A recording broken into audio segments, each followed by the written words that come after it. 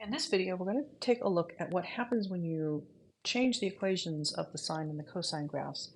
Now, we're not going to do too much here because there's quite a bit more to do in the next subsection than the one after that, but just sort of by way of introduction, one thing I want to point out here is that your textbook has shifted from using t for the input and f of t for the output.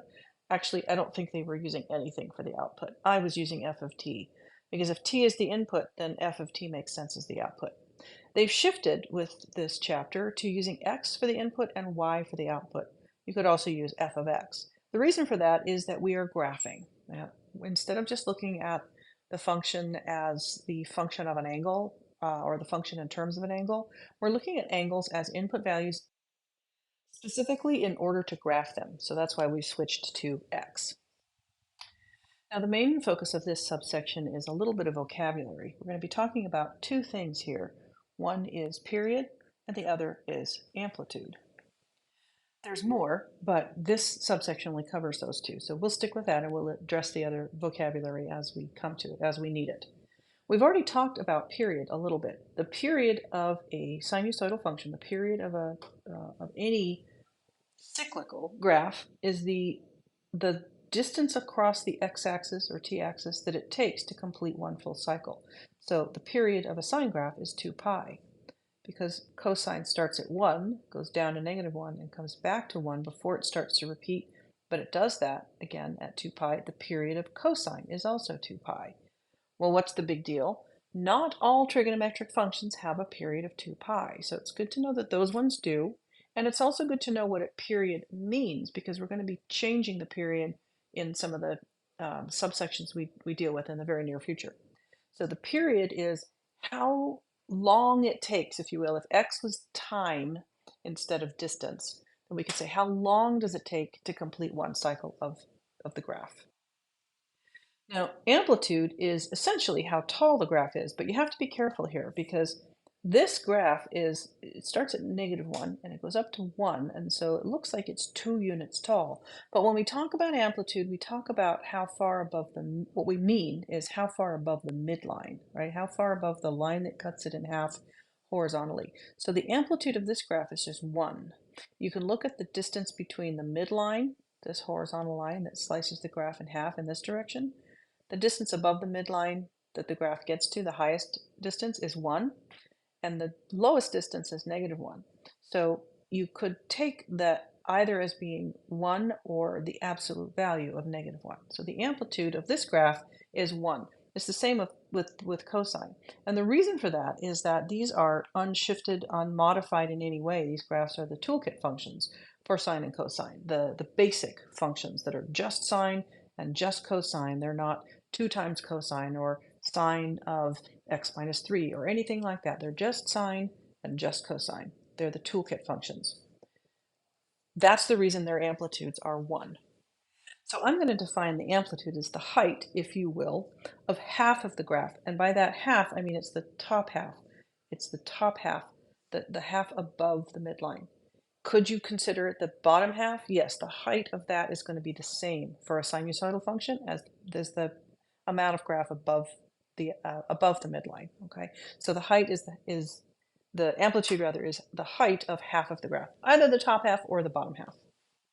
If I give you a graph like this, I hope it's clear that the period is still 2 pi because this is a sine graph. It starts at 0, goes up, goes back through 0, goes down, and comes back to 2 pi. This is one cycle, and it gets there in 2 pi units. But its height is 3. So here, the period is 2 pi, but the amplitude is 3. So the equation of this graph is going to be y equals not just the sine of x. All the y values here would only go up to 1. I need to triple that, so that's going to be y equals 3 times the sine of x. All it does is take the so-called normal version of the sine graph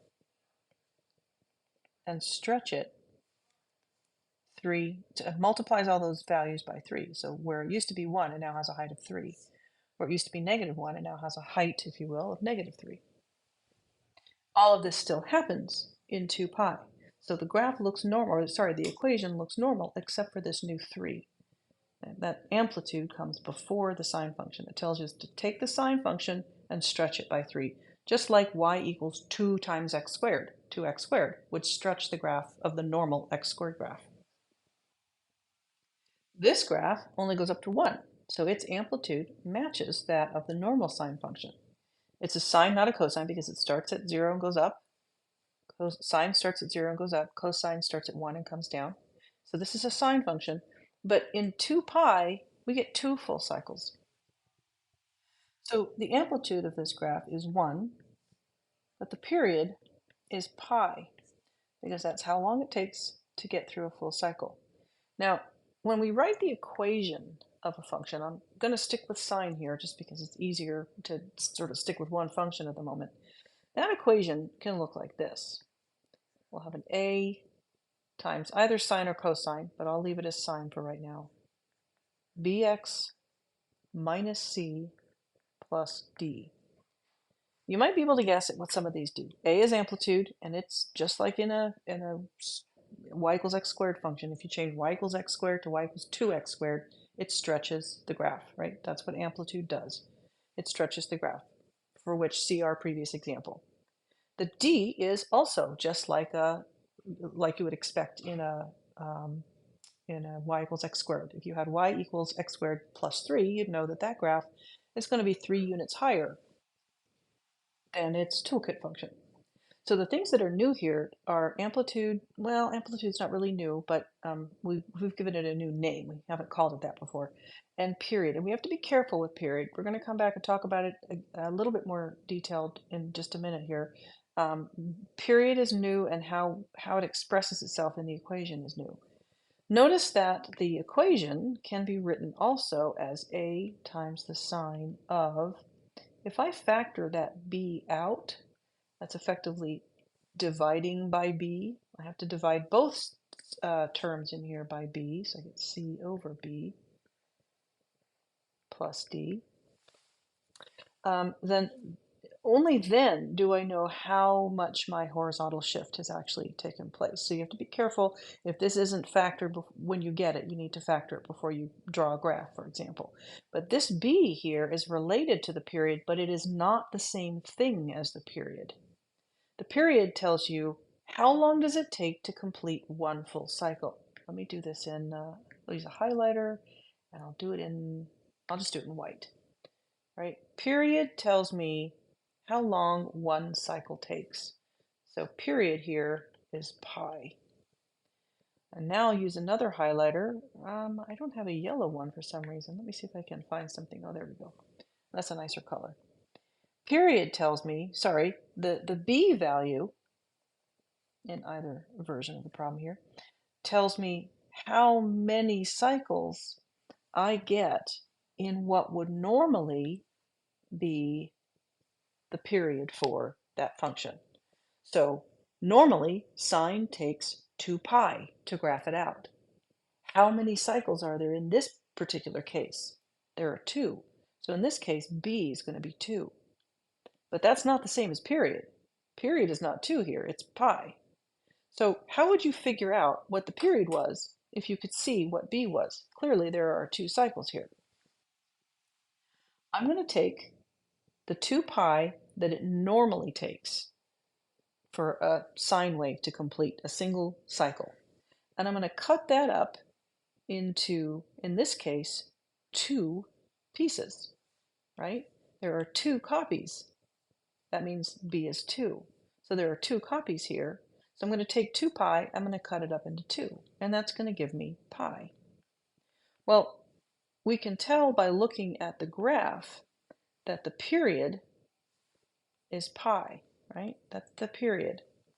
And the b was 2. So that gives us a formula. The period is equal to 2 pi over b. Now, sometimes you're going to know the period. So you'll plug that value in and solve for b. Sometimes you're going to know b, so you'll plug that value in and you'll figure out what p is from that. But this formula can be very useful in helping us figure out what the values are, either of the equation, if we know the period from the graph, or the period if we know b from the equation. Going back to amplitude, that one's easy because it's just a from the equation. or in the graph, you can see what the amplitude is. Now, the midline may not always be the x-axis, but however, whatever the midline is just the line that cuts the function in half horizontally. There's as much above it as there is below it. Whatever the value is above the midline, that's your amplitude. You can just take it from the graph. You can just see it. You don't have the graph, but you have the equation. You can just see it in the equation. So amplitude's easy. Period and B are a little bit more tricky. In the next video, we're going to use this information to analyze graphs of sine and cosine that have been shifted or stretched or both. So I'll see you over there.